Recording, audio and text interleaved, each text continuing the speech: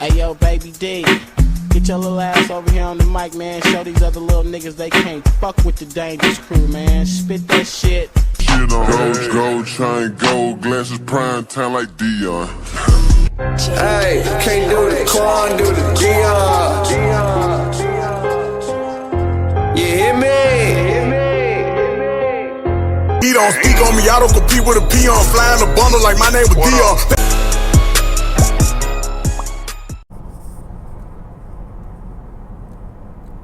What's up, man? What's today? Thursday, 12 a.m. And I ain't really dropped nothing since my last live when I was talking about the key person life insurance policy, aka the life insurance plan that a lot of these rappers get themselves caught up in and end up being somebody's sacrifice bag, where they 10 times up the money that you're worth at the time of your death when you die. After you die, they get 10 times the amount that you was worth. So if you ain't seen that live, go back and watch it. I gotta do my own promo. You know what I'm saying? I ain't got no help. I'm out here doing this shit by myself. I ain't never paid nobody. I ain't never seen nobody share my shit. So I'm doing this on my own. I'm really out the mud with it. You feel me? Thank God he ain't paying my bills, and thank God I'm, you know what I'm saying, not depending on it to, you know, support my family. I still get up and go to work every day. You know what I'm saying? I'm really real with this. I ain't no trapper. I ain't selling dope. I ain't no street nigga. You feel me? So, yeah, support yourself. Support your boy, you know? And let's get into this shit, man. Got up this morning, man, and I was listening to a podcast or, you know, a vlog or whatever you want to call it. And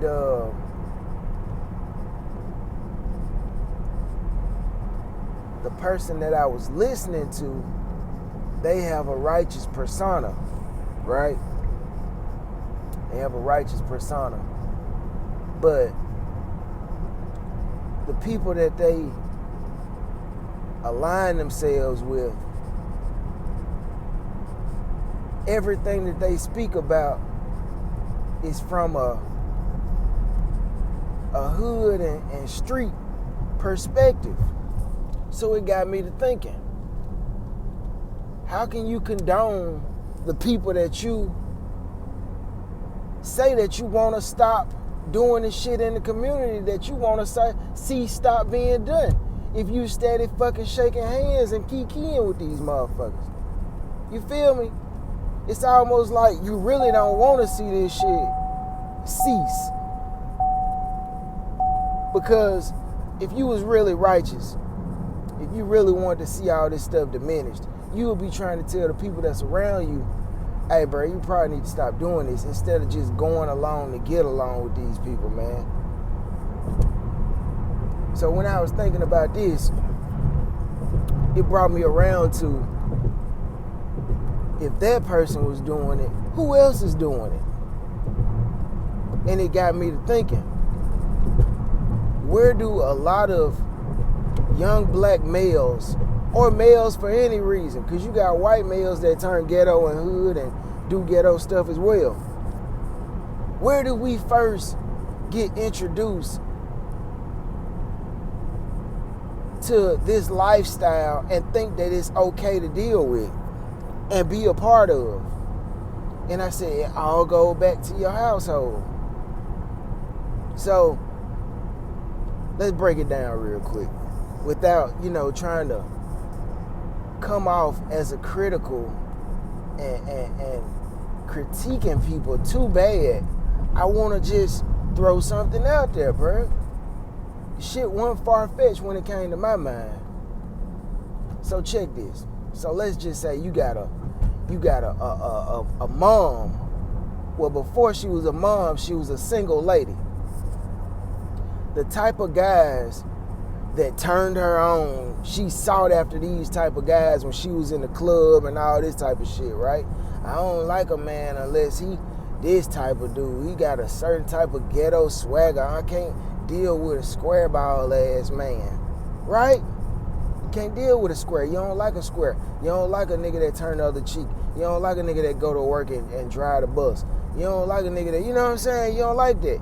You gotta have somebody that make you feel protected when you go out in the world. If a man look at me, he better turn around and beat the fuck out of him. I want him to slap the fuck out of him. You too fucking pussy for me. You too weak. Them type. You know the type. I just seen a video with one of them on that other day.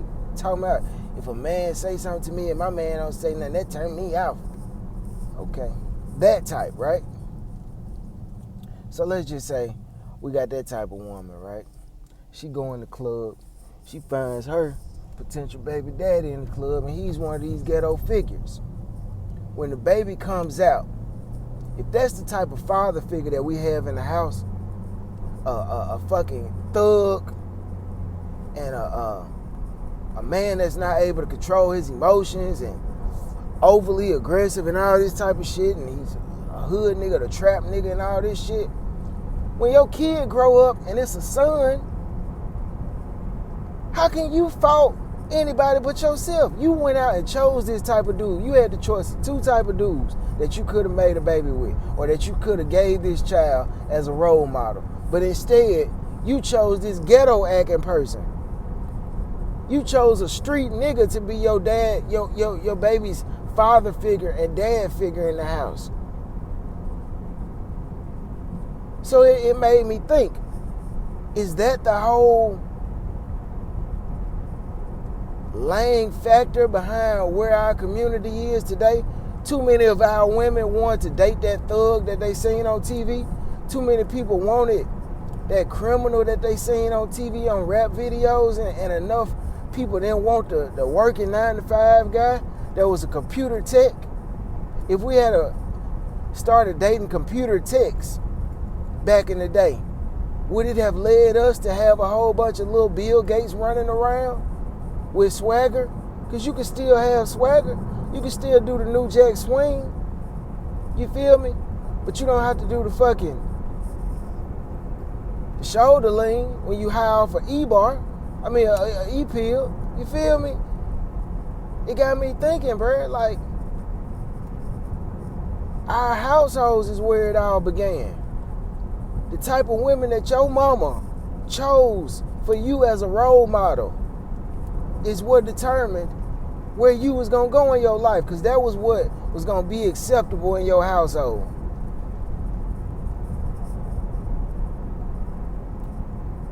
I seen a lot of moms, bruh, bring a lot of hood booger type motherfuckers around. You feel me? And then be looking crazy when the kid turn out a certain type of way and the kid is a fucking ghetto kid. You know what I'm saying? It's almost like you setting your kid up for failure because you don't know any better. So somebody didn't teach you.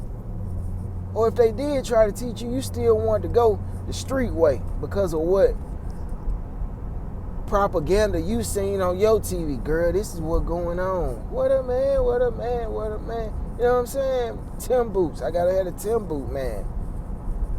You know what I'm saying? I need a roughneck. Ain't nothing wrong with having a rough nigga. Don't nobody want no nigga with some khakis kicked all up his ass and shit. You know what I'm saying?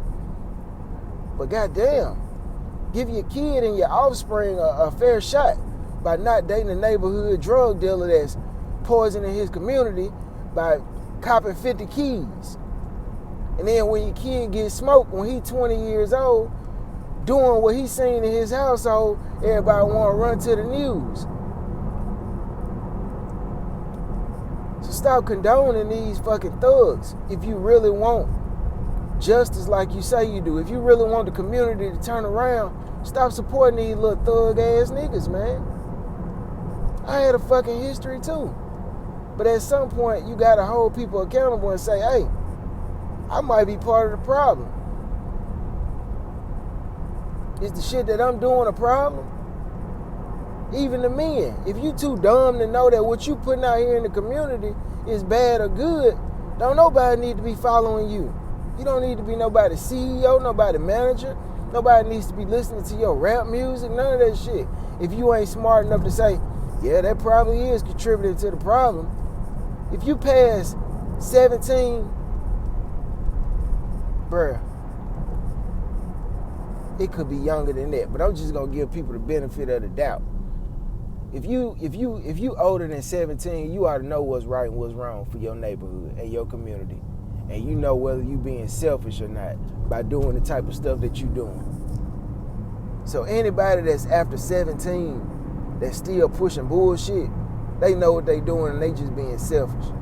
And the women that chase behind these type of dudes or involve themselves with these dudes, when your kids get smoked, don't blame nobody but yourself, because nobody made you procreate with this motherfucker, man. You gotta stop condoning these niggas, man. Stop condoning them. The crackers put them on our TV, and then we go out and verify that these is the real ones. We the ones that get them the power. I know I'm gonna be fucking one against Legion by coming out and even saying this shit. Because this isn't the popular perspective or opinion. Everybody wants to just go along, get along. It's too easy to keep going along the road. It's too hard to go against the grain and try to restart some shit or, change our mind and our logic. Niggas don't realize what you be on until you die. I realize that. But I'm just putting a message out there so when I fuck around and die or a nigga, get sent by an agent or by the feds to come knock me off or run into me in traffic with a fucking garbage truck or some shit, at least my message would have been out there. You know what I'm saying? On some Nipsey shit or some Malcolm shit. You feel me? Because I know how these bitch ass niggas work. When you going against the grain, they turn the whole world against you. Just like Charleston White. This nigga all about talking good about the black community and shit. Yet, everybody seems to want to fire off on this man. Not the nigga that's selling dope in the community. The nigga that's trying to help your kids when they get life for killing somebody because of your poor choices as a woman who you procreated with. Now your kid got this mental imbalance to where he want to go out and kill people. He's fighting for your faults that you did. And still you find a reason to say fuck him and he need to be locked up. All because he said fuck your favorite thug ass rapper that's tearing up the community. Oh, he said fuck them. He said fuck Deion Sanders because he left Jackson State. Well, he was putting a spotlight on HBCU and then chose to walk away. He could at least highlight him in some type of way. I agree with him. I watched the whole Cam Newton interview. I didn't see one thing he said wrong. Cam didn't either. That's why you seen him build a bridge with that man at the end of the goddamn interview. Don't let these people trick you into thinking that our best leaders, not leaders, but because you shouldn't follow anybody but God, but some people are so bold that they put their life on the line for you. Don't be so goddamn stupid that you get bamboozled into thinking that these are the worst people for your community. They're the best people sometimes. They did the same thing to Malcolm. They turned the people against him towards the end of his life. And this nigga was the greatest one that was for us. That shit that Martin Luther King was talking, Malcolm had been on that the whole ride. And they tricked us into thinking that he was bad for us. But anyway, back to my point about choosing the right man in your household. Spike Lee made a movie about a decade ago called Chirac. And in this movie, Spike Lee, story time by the way, Spike Lee whole plot and storyline was, if all this crime and stuff is going on in the Chicago streets, then I got the perfect solution. All the women, you just abstain from having sex with these thug ass niggas until they stop the killing. And as I woke up this morning and I had that epiphany, it dawned on me. He was right the whole time. But if you go back to 10 years ago when that movie came out, everybody in Chicago bombed on this man, bruh. Oh, this is the worst fucking movie in the world. This is a horrible depiction of us. This shit garbage as fuck. Even the young rappers were saying the shit was garbage.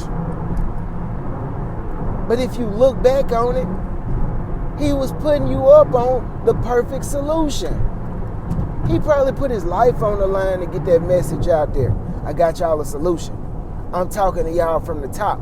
I ain't even supposed to be saying this, but I'm gonna let y'all know how y'all can stop this. Women, y'all are in control because niggas are gonna follow what women say the trend is.